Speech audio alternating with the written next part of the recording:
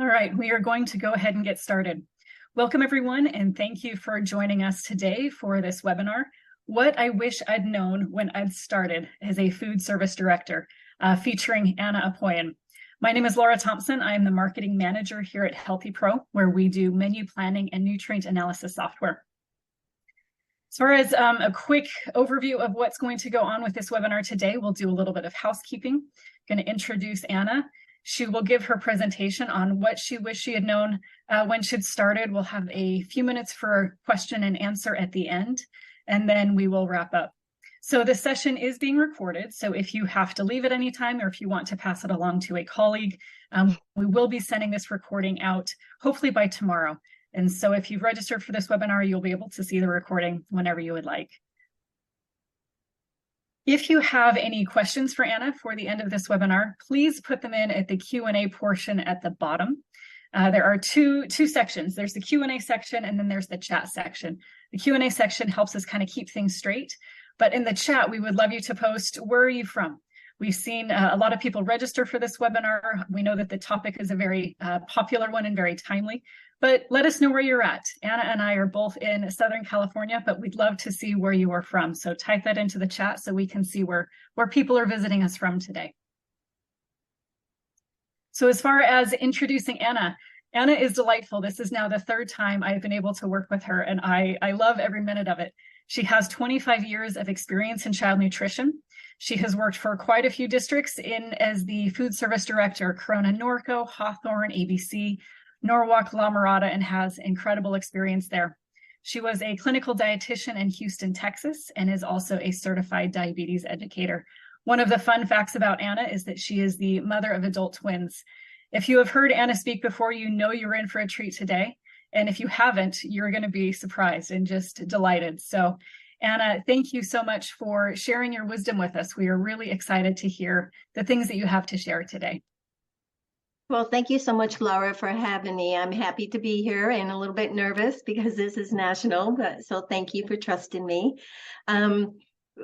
We could have titled this Anna's Top 10 Mistakes in Her Career, or we could have titled it What Anna Wished She Had Known When She Started and Still Doesn't Know. So whatever, I think at the end we are going to understand that we are all in the same boat with the many different hats that we wear.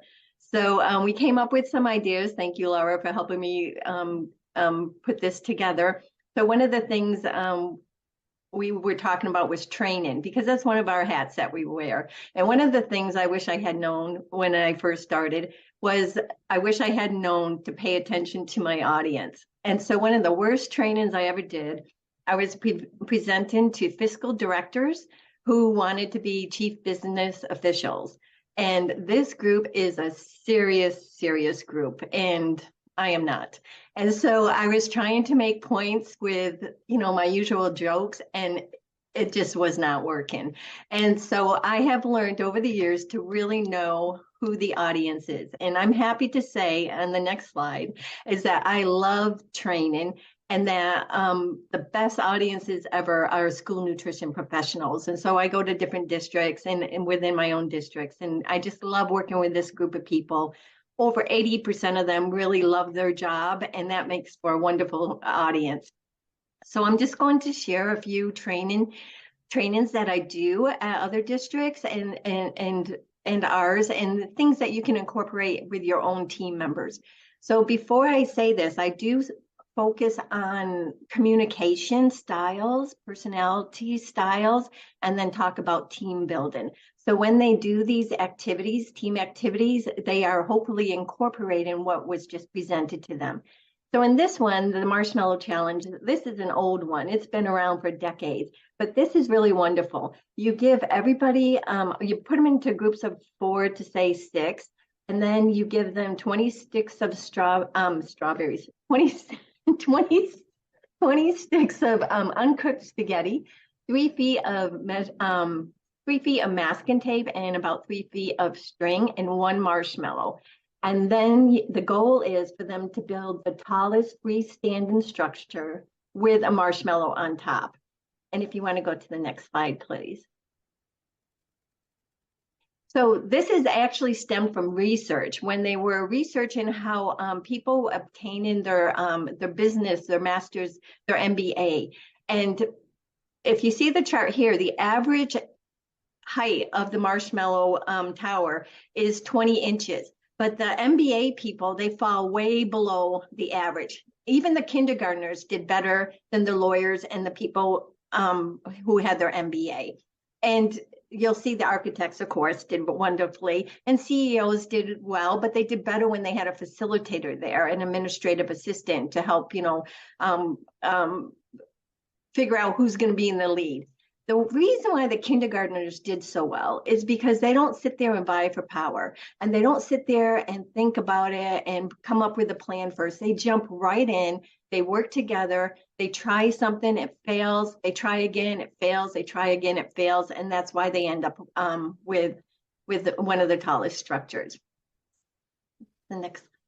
So here's one I do, it's called communication. So when I always speak about this, for people to have the confidence to speak out and to communicate, and also listening. Listening is a skill that we don't usually acquire. And so in this little activity, I come with sheets of paper with an image on it. And then I ask them to pair into teams of two, of A person and B person. And then the A person is to come up and get a picture and then give their B person a blank piece of paper and a pencil. Then they sit back to back, and the A person has to describe the image without saying what it is. And the B person has to listen and try to draw it, and then they can see how well they did. So this is always a fun activity. This one I really like. This is called the positive bulletin board. And so again, we talk about teamwork and everybody working together and so on. And so in this activity, you can set your team up. There's 4 roles. So there's the person who's a bulletin board. So on their team, they have to assign one person to be the bulletin board. And then there has to be writers, and then there has to be runners, and then there has to be cheerleaders. And it's up to that team to decide how many writers and how many runners and how many cheerleaders they will have. But the goal is that they each get a stack of these little, what do you call it, the sticky notes.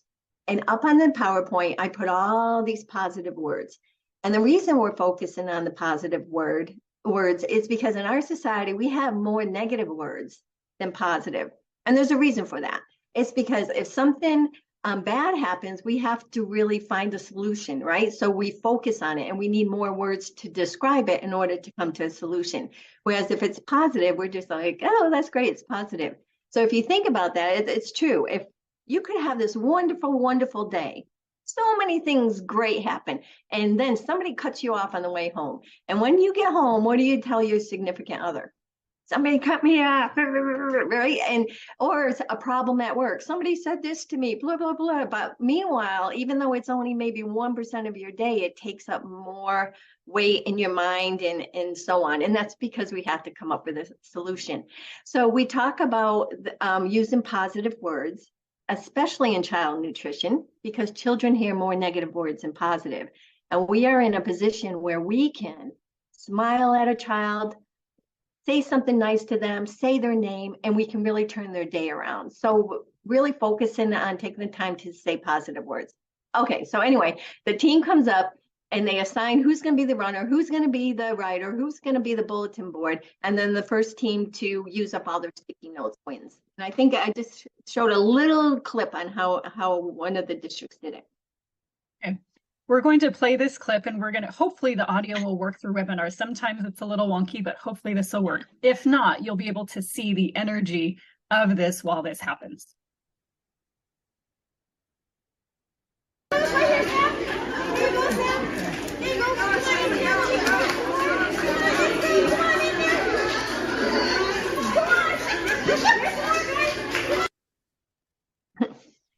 That seems like just such a wonderful example of getting some good team building, getting some good positivity. And I love the concept of giving us the language we need to use the positive words, because we don't have as much access to those words. Mm-hmm.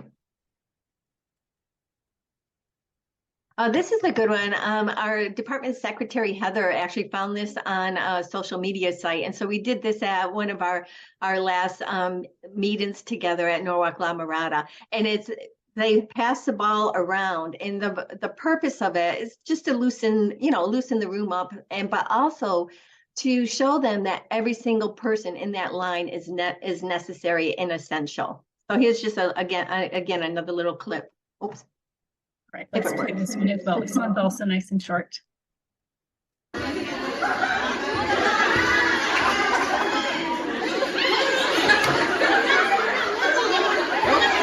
wasn't ready. That's our Doris. Doris wasn't ready. But that is really... I can imagine it's pretty challenging too. You think, oh, we've got this. We can get this ball moving easily, but you realize you really have to be a team together to make it work well. Absolutely. So anyway, those were a few training ideas that you can use with your staff, and that's one of the best parts about our job is the people and the joy that we get from being together. This one, I wish I had known the benefit of committees, because I'm going to tell you, I did not like committees at all. I'm very task oriented. I like efficiency, and I just wish I had taken more time at the beginning to partake in committees and to realize the benefit of, seeing the different perspectives and slowing down as directors were go, or managers or supervisors, or even the frontline people. It's such a fast-paced environment. So if we take it slow it down, that's how we can do a little bit better. And so in this example at Hawthorne School District, it was a success. You know how parents, they want to make the menu because, little Johnny or Maria wants this and doesn't like tahini. And, they don't understand yet that we're feeding a population. We're not just feeding their child. And by the way, yes, we will take care of your child, but we are feeding a population, and that's a very different operation. So when they come to us with suggestions about, oh, I want you to make this or that, they have to understand the parameters. So we brought in the parents who were interested, and we brought them together, and we made these easels around the room. And then each manager from the school site took a group of the parents, and they went around each of the easels to discuss the parameters that are involved in school nutrition. And it's so funny because if you think about our career, people think, oh, I eat food, so I could serve this food, right? I could do it. But this is a complex operation.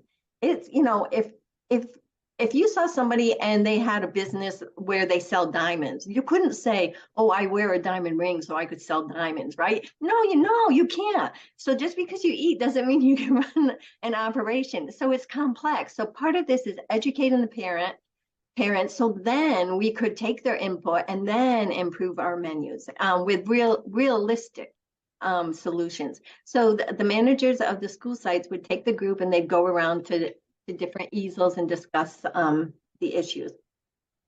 And I love on this one, we got a couple questions as people were registering for the webinar of like, how do I improve parent engagement? And this committee idea, I think, is such a fantastic way of getting the parents involved with understanding the complexities of this job.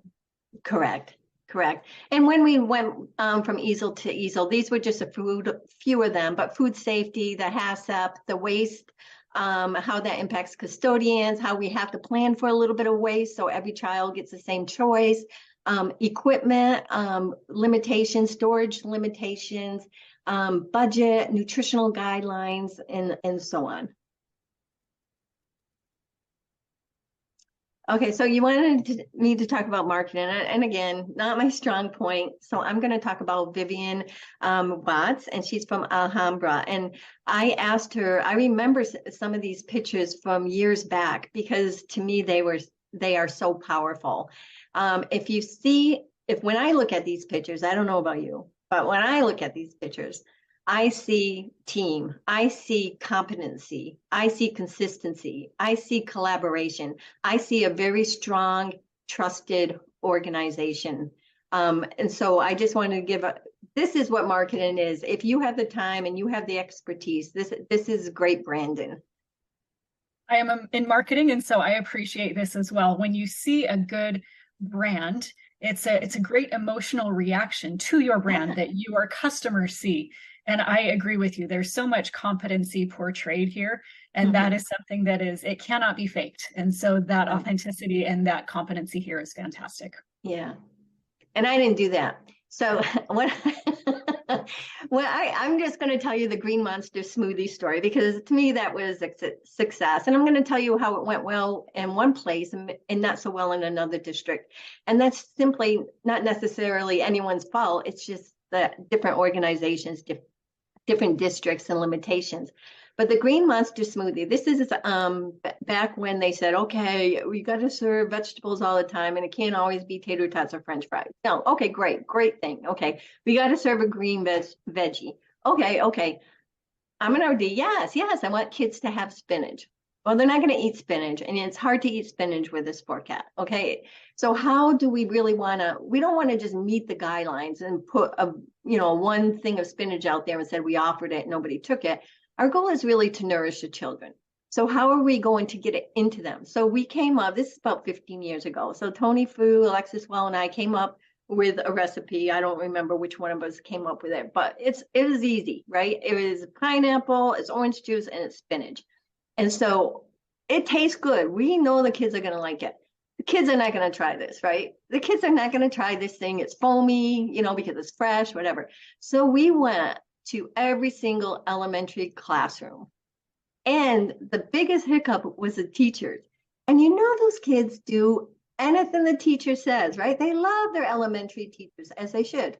And so we'd go in the classroom, and I'll never forget some of the teachers. I'd say, okay, here, you got to try it. And she'd be like, and I'm like, no, you're trying it, right? You're trying it. So she would try it. And then she said, oh, it's good. Then the other kids would try it, and they liked it. And this was a big success. We served little ones, for a half cup fruit and vegetable at the elementary sites on pizza day. So it's nice and easy. It took a while for the ladies and gentlemen in the kitchen to make it, because they have to make it. But for service, it was easy. And the kids ended up getting the spinach inside of them. And at the high schools, we made it into a smoothie with some protein. So that was a success there. At my current district, we do have it on the menu. And it goes, but not at the rate it went at Hawthorne. And that's simply because we do not have the time to go to each classroom. It's a bigger district and so on. But this is the way I market. I think having the food, having it be good food, the word of mouth works in the school food service as well. So as long as we're providing quality food and presenting it as best we can, I think that's great marketing. Best products. And in a way, we like to think that the best products sell themselves. We do still need to help, market them and get them out there. But when you've got a great product, that makes it a whole lot easier. Right. I wish I had known how to draw boundaries sooner. I think I'm going to talk about it in two different ways. Personal time. I've learned this to draw boundaries better with my personal time between work and home. I learned this from the millennials. I was a workaholic. My dad was a very hard worker, worked very hard. Our work ethic is strong from back east, very strong work ethic. Go. And you get burnt out after a while. And I really wish that I had known how to have a better boundary with my personal and work life. And I'm really hopeful. I'm sorry, this is so upsetting to me. I'm really hopeful that the younger generations achieve this. I'm sorry. I see young women and men coming into this arena, and this job doesn't end. And it's very important that we learn how to draw our boundaries so that we can enjoy our significant others, our loved ones at home, and our friends. So I wish I had known how to do that sooner. I do it now. And I can remember too, when I was doing an internship, there was this wonderful director, Cheryl Daugherty, and she was well respected. And she was the kind who wore the suit to school all the time, very, very well respected. And I could remember at the end of every day at I think it was 4 o'clock. When that clock hit 4, she looked up at the clock, put everything in her bag, and just walked out, didn't say anything to anybody. And I could tell it was difficult for her to do that. I could tell it was difficult, but I could also tell that she drew a boundary. The work is not going to get done that night. The work is not going to get done the next night. The work is not going to get done. It's going to be there when you get back to your desk. And trust me, we move so fast that the people around us are not moving that fast. So they want us to slow down and draw those boundaries. So I think that drawing those boundaries reduces burnout. Don't feel guilty about it. And it also set an example for your staff and for your kids. Confrontations, another boundary. I learned this from a former superintendent. I remember there was a vendor or something. I don't remember who it was, but he got loud and I didn't know how to handle the situation. It became ugly. And I remember going to him and sharing that with him. And he told me, and this is a technique, luckily I have not had to use much, but he told me, he said, when that happens, you simply stand up.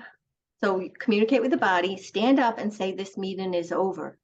And if they don't get the cue, which usually they do, then you just slowly walk toward the door and hold the door open. And if it's somebody within your district where you have to be a little bit more political, then simply say, we're not being productive now. Stand up and say, let's carry this on at another time when we're both at our best. And so definitely learning how to draw those boundaries with confrontation in person. Thank you, Anna, for sharing this. We've been getting a lot of comments in the chat about the importance of understanding the boundaries and how important that is. And I can tell that it really resonated and they are appreciating your vulnerability and sharing that and feeling your heart for that. So thank you so much for sharing.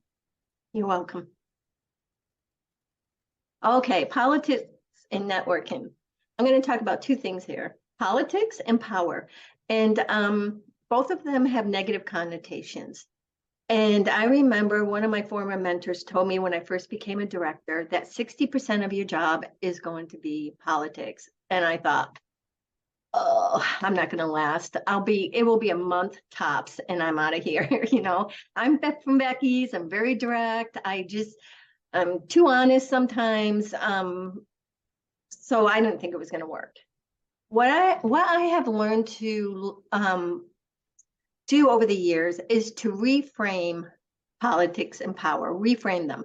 So politics, although a dirty word, if you look at the meaning and the function of it, it is people working together for a common purpose and coming to an agreement to reach a goal. There's nothing negative about that. So if I continue to look at it in that way, it's a good thing. If I look at power, power also is seen in a negative connotation because we abuse power. Our ego gets in the way and we abuse it. However, power, I come to see power as a tool that we use to help others in achieving those goals when we get together. And there's two different types of powers. There is power, there's our own personal power. So we can have character traits or skills that are our power and we share with others. There's also power that comes with a position. And when we leave that position, that power is going to be gone. And it's hard to let go of that power. But it is that we have to distinguish between the two, the personal power and the power that comes with the position. And we just have to use them for the greater good.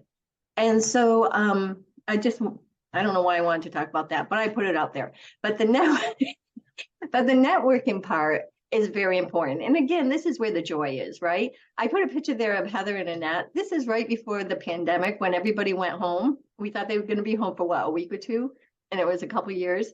But within hours, we're back online meeting together and networking. So with all the people at the site, with colleagues, I mean, we continue to network, and that's where the joy is. So I really encourage everybody, especially the young directors, get involved. One of the best things about child nutrition is a strong network at the national, state, and local levels. Join your state groups, join SNA, serve on a committee I have learned so much by serving on a committee. And remember, I didn't like committees, but I've learned that there's so many different perspectives, so many different skill levels in different areas that I may admire but don't possess, viewing different leadership styles, learning about Robert's rules. I just acquired so much information by being on the committees, and then I gave back by serving, by running for an office and serving as well.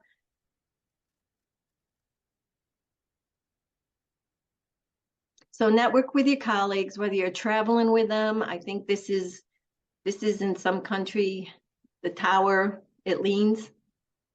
I think it's Italy. Tower of Pisa. Okay. It was a great day. I can still remember the stairs. They're like marble stairs. I mean, it's so hard. And yet they were all worn in the middle where everybody has walked. So whether you're traveling with them, having lunch with them, exercising, connect with your peers. And of course, virtually now as well. It gives us a sense of belonging. And that's powerful. And I know as you were talking earlier, it helps to have some sort of purpose and connection, and having that sense of belonging with the people that you work with can really help rejuvenate you on those days you're feeling burned out. I think that sense of belonging can really help in aiding with that. Yes. Okay, compliance. You had mentioned compliance, and people say, "Oh, I have an administrative review," or "Oh, I have a purchasing review." These are actually wonderful tools. We learn so much when we go through the reviews. Usually, our state people are very helpful. They're a great resource for us, and they're a protector of us as well. As Orlando Greco from Anaheim Unified School District so aptly puts, he said, "We as directors and managers, supervisors, and everybody in child nutrition, we are rule followers. That's what we do. We are governed by so many rules and for this federal meal program. And that's what we do. We follow the rules." And so I'm bringing this up. This is from California. This was about 10 years ago, and it was called the Food Fight Report. And in this report at the Senate level, they reviewed 31 districts and found that 18 out of the 31 were out of compliance with Fund 13. Fund 13 is our fund, and it's separate from the general fund.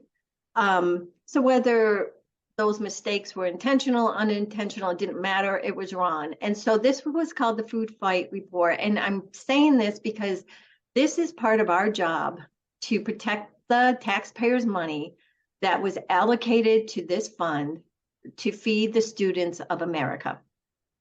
And as you know, whenever there's money, there can be trouble.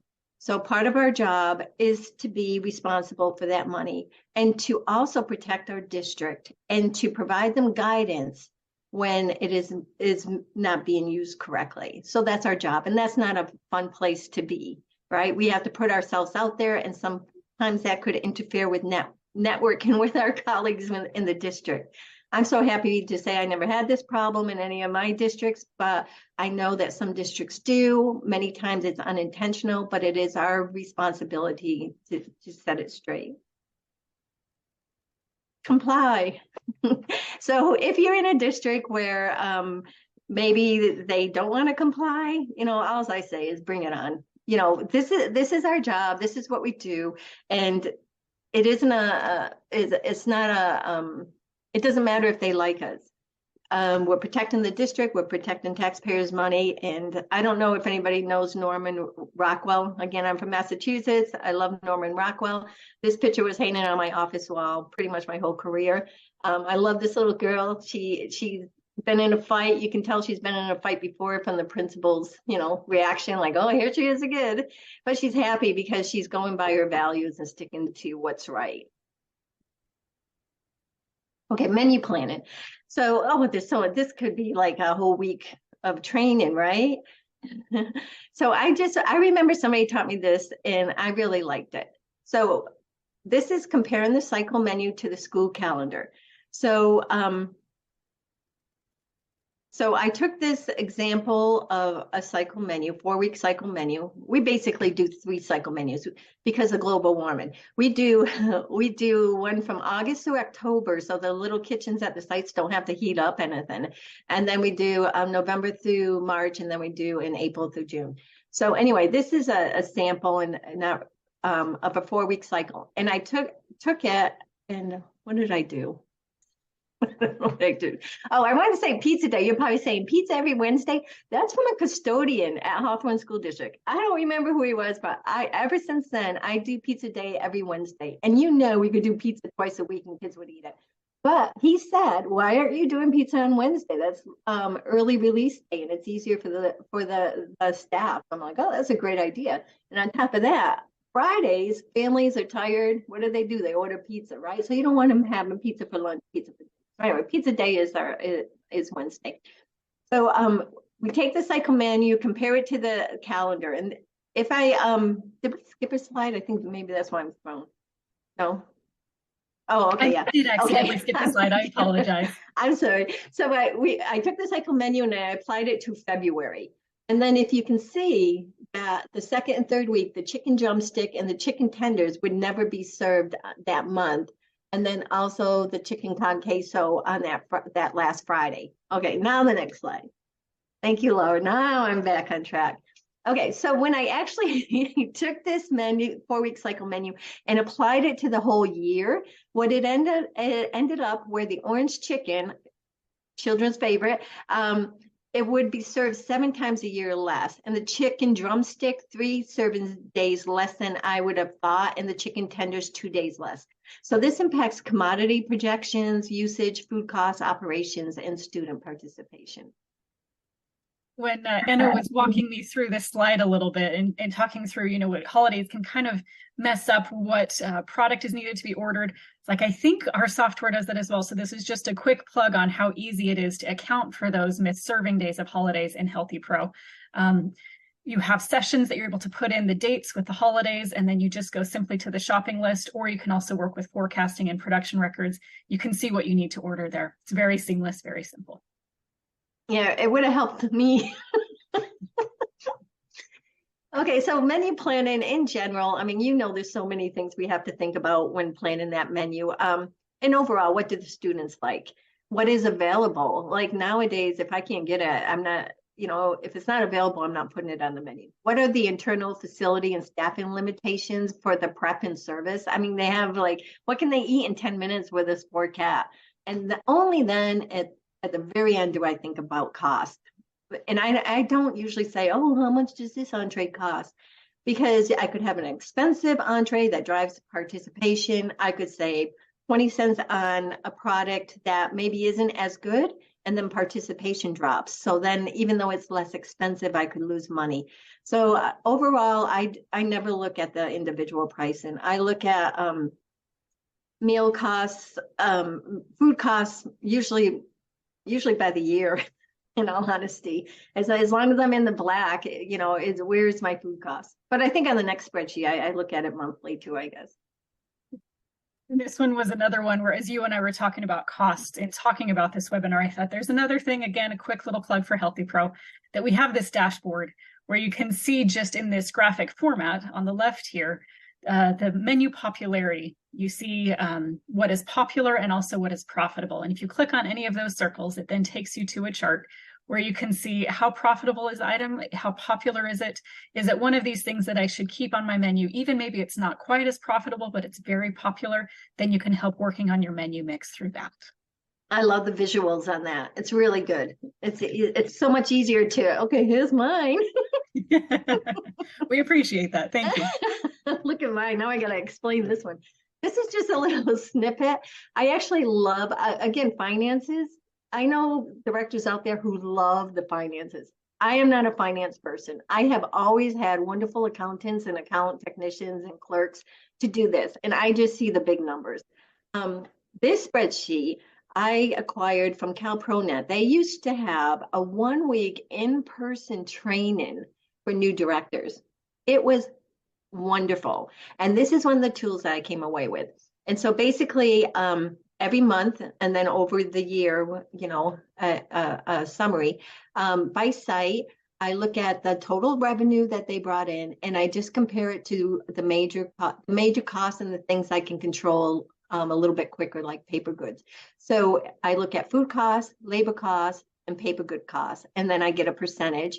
And then this isn't we're public servants, so this really isn't a profit, right? But expenditure versus revenue. So, but just to make it easy, net profit or loss. And so this monthly tells me, it gives me a snapshot of each school district. And then every month, the whole spreadsheet over the year gives me a motion picture. And once you know your staff, you can see what's going on. So if I can look at this so quickly and say paper good costs, okay, 3% is usually what you look for. And I always look for 2% because I want to reduce the waste in our environment. So I'm looking, okay, this is all good. Paper good costs good. Now, if I see one like in August, it's going to be higher because they're coming back and they're stocking up, right? Or maybe I see one that's a little bit higher, and then I go to the previous month, and the previous month was 1%, and now it's 4%. So it kind of washes out. If you see what's in the red, this is why I did so badly with those fiscal directors in the training, because I said, they love the meals per labor hour. I don't know why. That's a good tool, but it's limited, right? So I said, okay, you got a school and the meals per labor hour are, above whatever average, right? They're at 45, and Hazel and Jose work there. Do you move one of them? And they all say yes. And I'm like, no, you don't, because you still need two people there, right? You still need somebody at the POS, and you still need somebody behind the counter. So, the operational end of it. So if I look at the schools in the red, I mean, there's nothing that they're doing wrong. It's just the attendance is lower. They still may be reaching, a high portion of the kids, but I still need to put two people there or whatever. So, but this tool, I have been able to identify theft from this spreadsheet. So I highly recommend it. Okay. So my first 6 months as a director, we had 3 outside walk-in coolers. One of them, a car ran into it and moved it off the foundation by like an inch. The whole integrity of the unit was gone. Another one broke down over the summer, and there was no sensor in it, so we didn't know. All the food was rotten. And the other one, some kids who didn't have enough people watching them or enough things to do, set one on fire. Okay, so we had 3 freezers. How do you build a freezer? I have no idea. No idea. So what do you do?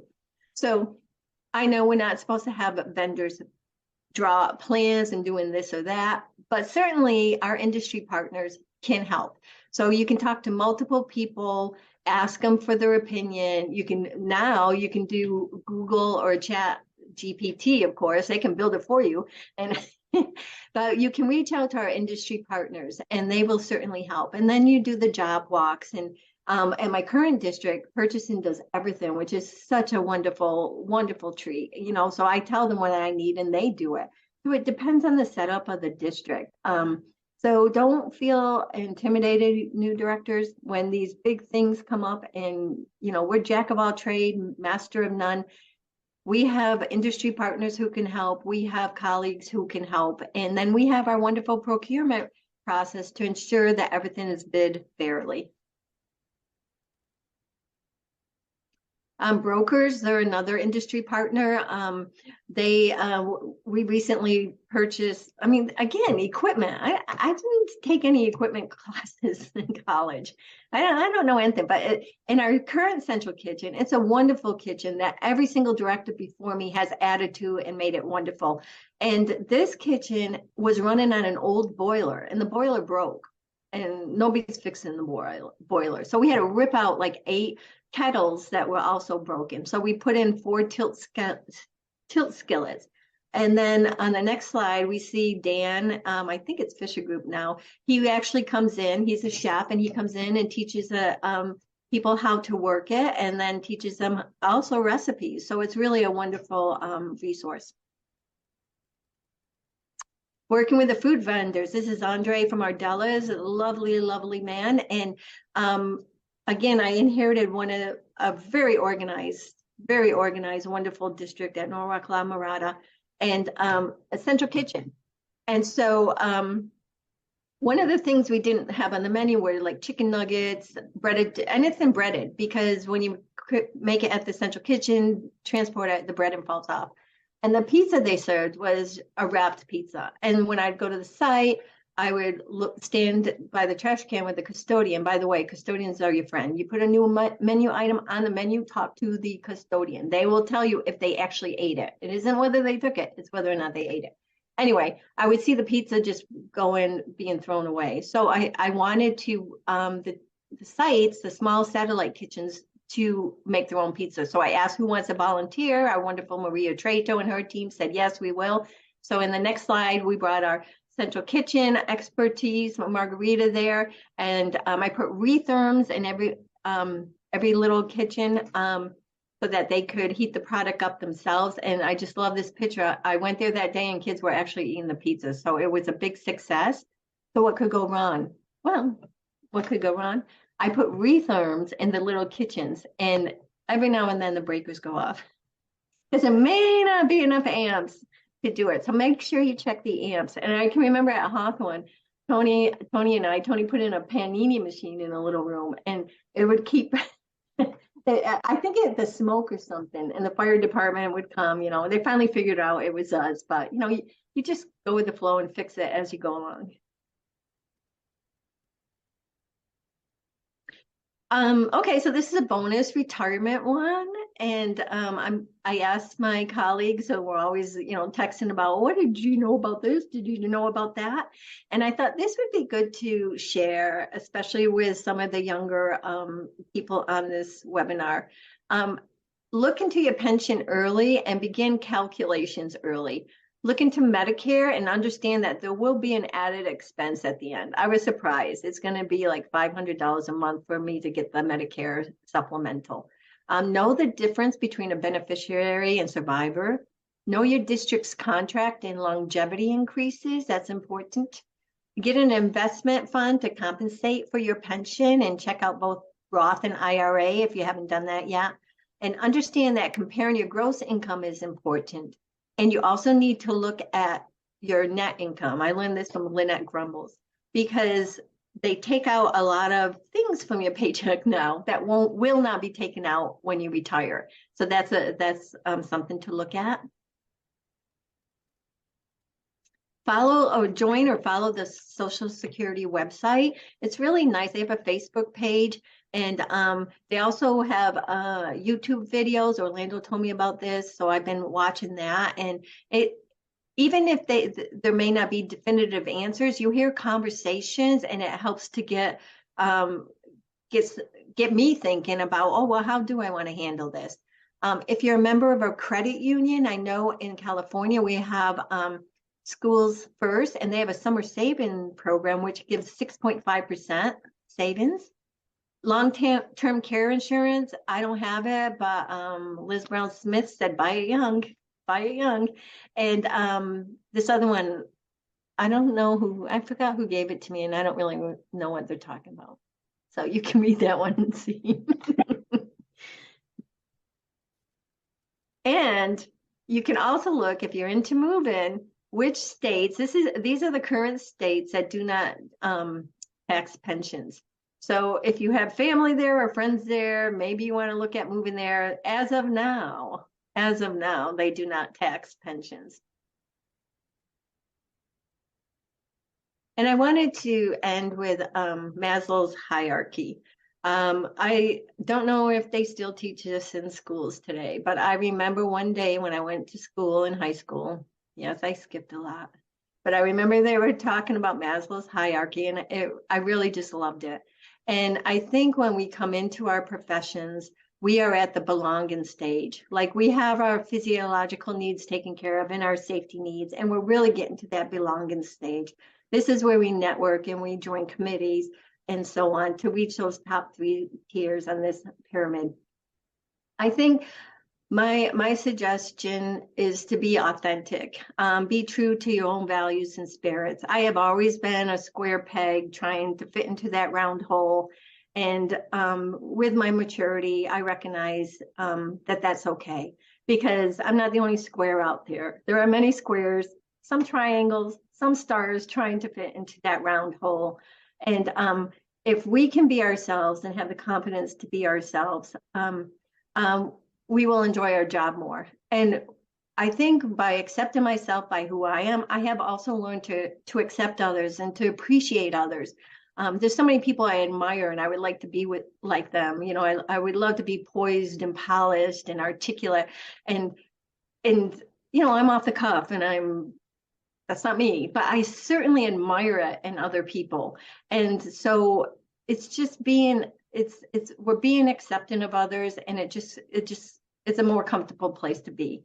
Set boundaries for higher productivity, network for a feeling of belonging, serve on committees to gain confidence and experience and to give back, and enjoy your ride. It's a fun job.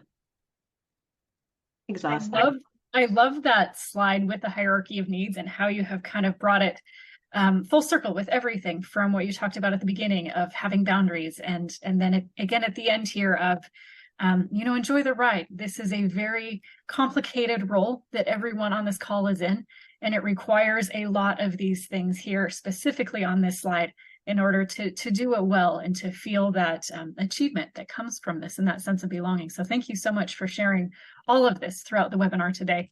So now we're going to open it up for questions for Anna. So if you have any questions, please feel free to put it in the Q&A box.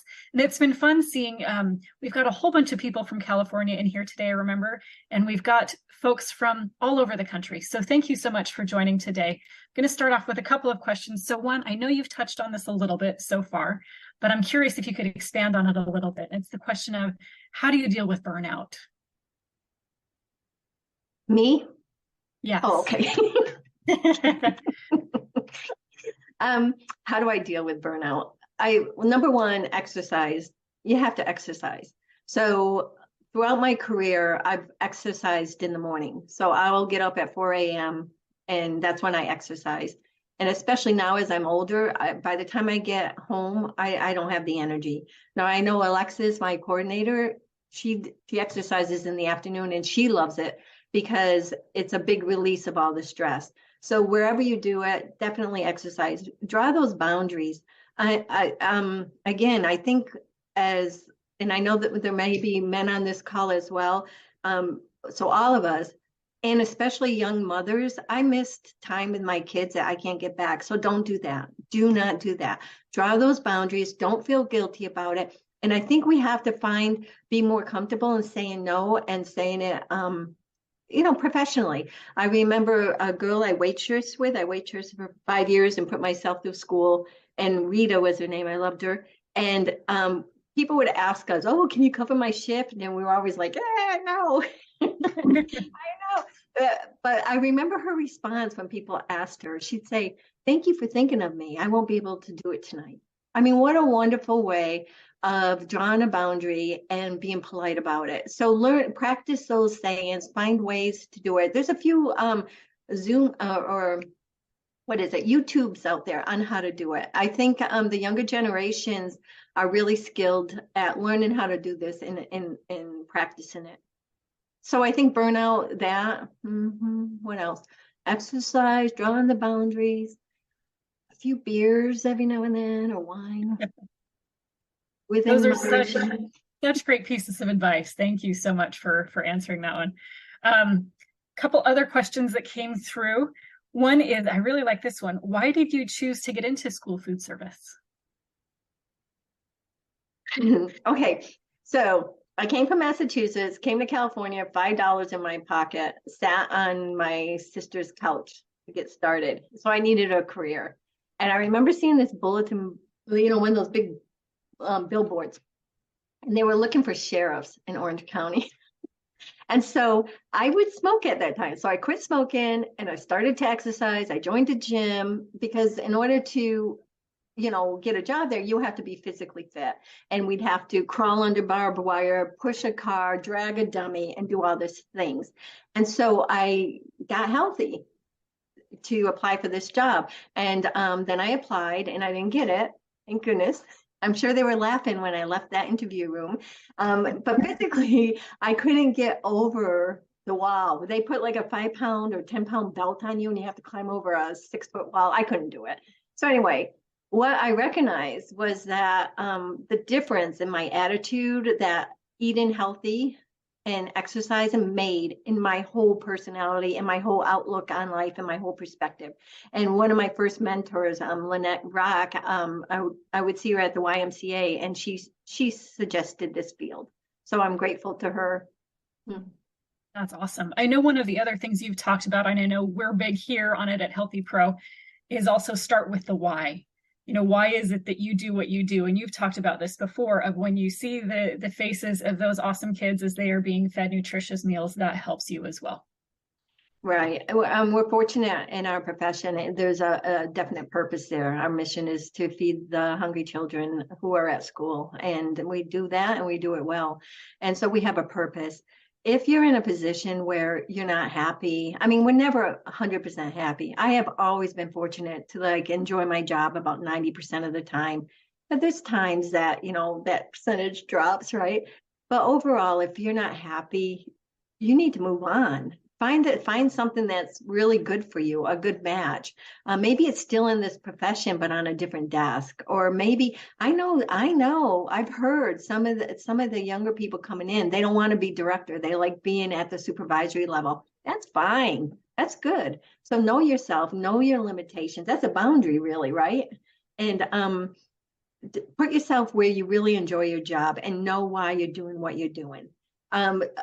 My two boys are 23 now, and one started a job, and he enjoys his job. He told me, it's very hard. I work a lot, but I see the results, and I see the purpose. So I always tell them, do a job that you enjoy, and you will not work a day in your life. Well, kind of, right? Somewhat similar, going along these lines. I really like this question. Was there a moment that stands out where you thought, that's why I chose this career? Ooh. I don't think at one single moment. I'll remember it tonight, right before I go to bed. Oh yeah, I remember that.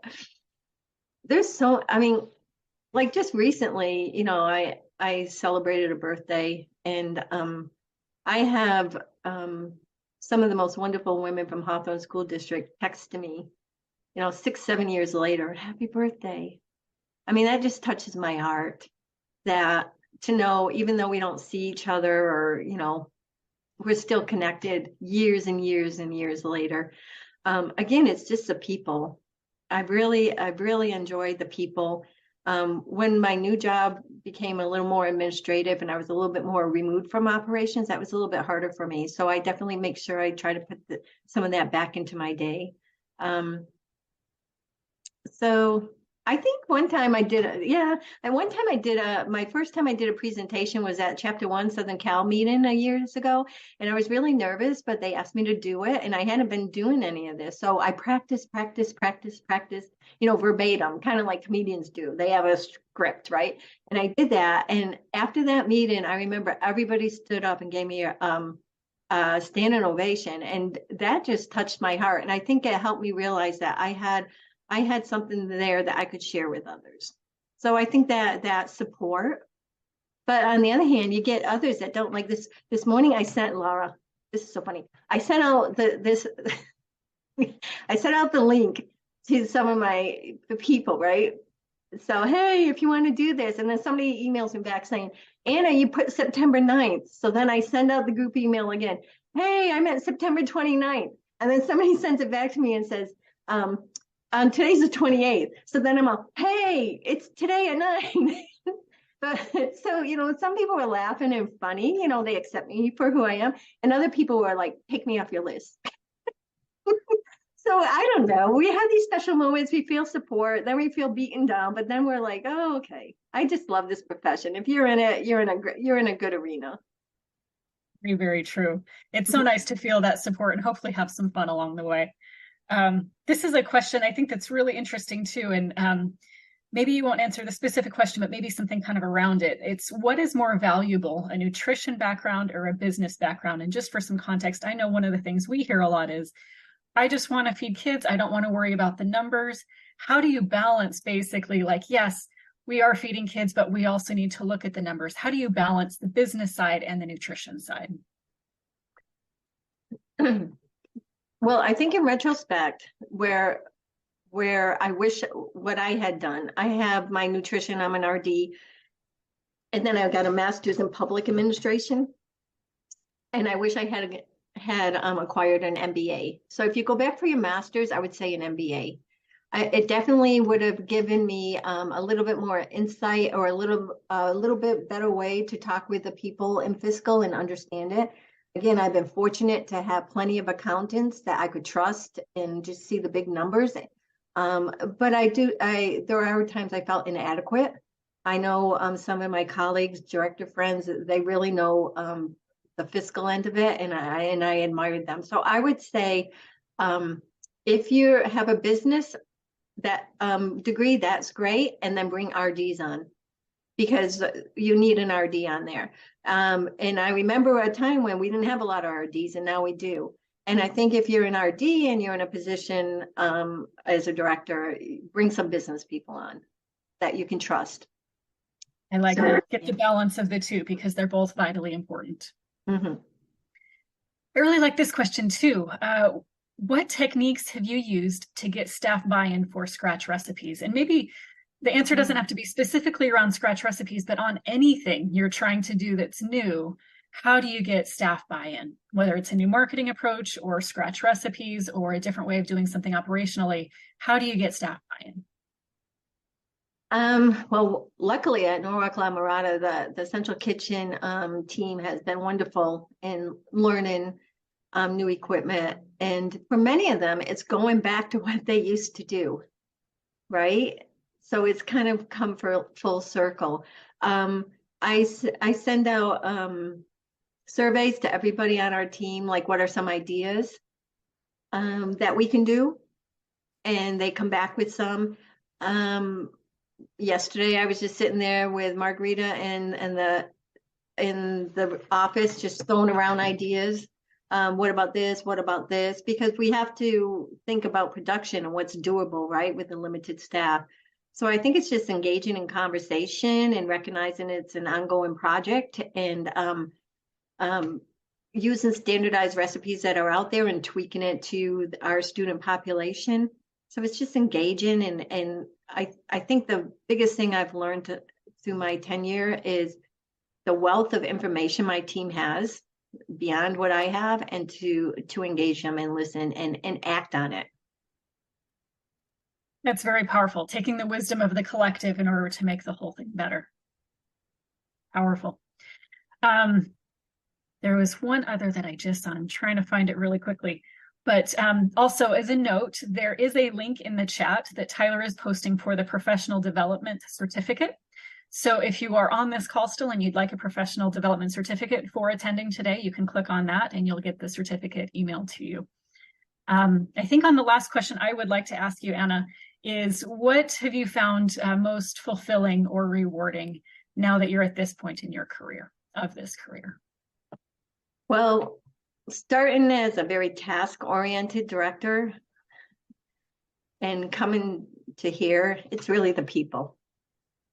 And I think I listened to people who have retired before me, and listen to some of the losses, because there's losses when we say goodbye, right? There's losses. So I listen to them very intently, and I think about, oh my goodness, and there's a group of people that I have been in touch with for decades, but maybe only in the professional arena. Maybe I didn't travel with them or dine with them or whatever. And so I've been making great efforts with the people I really want to stay in touch with to invite them over, or to create those connections, so that that's not a loss for me. So I would definitely say the people, and I'm sure that's in most careers. Value the people. Very powerful. Thank you so much, Anna, for your wisdom that you were sharing today, and for the heart that you have for this profession and for the people in this profession. I'm going to just echo what Christy passed along a few minutes ago of thank you, Anna, for your authenticity and honesty. You are a true role model for school nutrition professionals. I echo that, and I appreciate what you have shared today. It has been powerful. I know it's resonated. I've seen these comments in the chat. So thank you so much, Anna, for sharing your wisdom and your love for this industry. Thank you, everyone, for attending, and we will see you again soon. Thank you.